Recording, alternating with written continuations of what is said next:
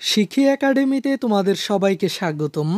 এই ভিডিওতে এখন আমরা ষষ্ঠ শ্রেণীর বাংলা বইয়ের পঞ্চম অধ্যায়ে বুঝে পড়ে লিখতে শিখি এই অধ্যায়টির তৃতীয় পরিচ্ছেদ নিয়ে আলোচনা করব। এখানে এই পরিচ্ছেদটির বিষয়বস্তু হলো তথ্যমূলক লেখা। তথ্যকে সাজিয়ে তথ্যমূলক লেখা তৈরি করা হয়। নিচে একটি তথ্যমূলক লেখা দেওয়া হলো। এটি রোকেয়া সাখাওয়াত হোসেনের জীবনের গুরুত্বপূর্ণ তথ্য নিয়ে লেখা। এটি রচনা করেছেন সেলিনা হোসেন। তিনি বাংলাদেশের একজন বিখ্যাত লেখক। নিচের এই লেখাটি হলো সেলিনা হোসেনের একটি তথ্যমূলক লেখা। তিনি এই লেখাটি লিখেছেন রোকেয়া সাখাওয়াত হোসেনকে নিয়ে। এখানে এই লেখাটিতে তিনি রোকেয়া সাখাওয়াত হোসেনের জীবনের গুরুত্বপূর্ণ তথ্যগুলো উপস্থাপন করেছেন। তাই প্রথমেই তোমরা অবশ্যই এই তথ্যমূলক লেখাটি ভালো করে পড়ে নিবে। আমি পড়ে তোমাদের সময় নষ্ট করব না। এখন চলো আমরা দেখে নেই এই তথ্যমূলক লেখাটি থেকে আমাদের কোন কাজটি দেওয়া হয়েছে। এখানে বলা হয়েছে পড়ে কি বুঝলাম, অর্থাৎ উপরের তথ্যমূলক লেখাটি পড়ে আমরা কি বুঝলাম। আমাদেরকে এখানে কয়েকটি প্রশ্ন দেওয়া হয়েছে।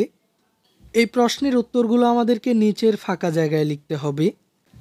এখানে প্রথম প্রশ্নটি হলো এই লেখায় কি ধরনের তথ্য ব্যবহার করা হয়েছে। এরপর এই লেখার কোন তথ্যটি তোমার ভালো লেগেছে। এরপর এ ধরনের আর কি কি রচনা তুমি আগে পড়েছো, কাদের নিয়ে এ ধরনের লেখা তৈরি করা হয়, আর সবশেষ এই লেখা থেকে নতুন কি কি জানতে পারলে। শিক্ষার্থীরা, এবার চলো আমি তোমাদেরকে প্রতিটি প্রশ্নের উত্তরগুলো দেখিয়ে দিচ্ছি। প্রথম প্রশ্নটি ছিল এই লেখায় কি ধরনের তথ্য ব্যবহার করা হয়েছে। এখানে উত্তরটি হলো এই লেখায় একজন মহীয়সী নারীর জীবনভিত্তিক বিভিন্ন তথ্য ব্যবহার করা হয়েছে। এরপর এই লেখার কোন তথ্যটি তোমার কাছে ভালো লেগেছে। আমার কাছে সবচেয়ে ভালো লেগেছে রোকেয়া সাখাওয়াত হোসেনের শিক্ষার প্রতি আকর্ষণ ও অনুরাগ। এরপর এ ধরনের আর কি কি রচনা তুমি আগে পড়েছো। এর আগে বঙ্গবন্ধু শেখ মুজিবুর রহমানকে নিয়ে এ ধরনের লেখা পড়েছি।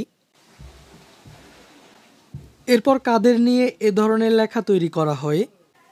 এখানে উত্তরটি হলো যারা বিখ্যাত এবং জনপ্রিয় মানুষ, মানুষের জন্য যারা অনেক কিছু করে গেছেন, এমন সুপরিচিত ব্যক্তিদের নিয়ে এ ধরনের লেখা তৈরি করা হয়। আর সবশেষ প্রশ্নটি হলো এই লেখা থেকে নতুন কি কি জানতে পারলে।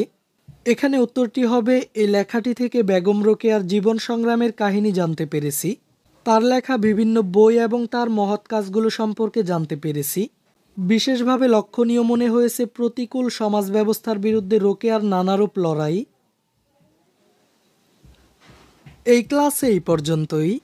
পরবর্তী ক্লাসে আমরা এই পরিচ্ছেদটির বলি ও লিখি নিয়ে আলোচনা করব। শিক্ষার্থীরা, এই ক্লাসটি তোমাদের কাছে কেমন লেগেছে তা আমাকে কমেন্ট করে জানিয়ে দাও। আর পরবর্তী সকল ক্লাসগুলো নিয়মিত পাওয়ার জন্য চ্যানেলটিকে এখনই সাবস্ক্রাইব করে রাখো।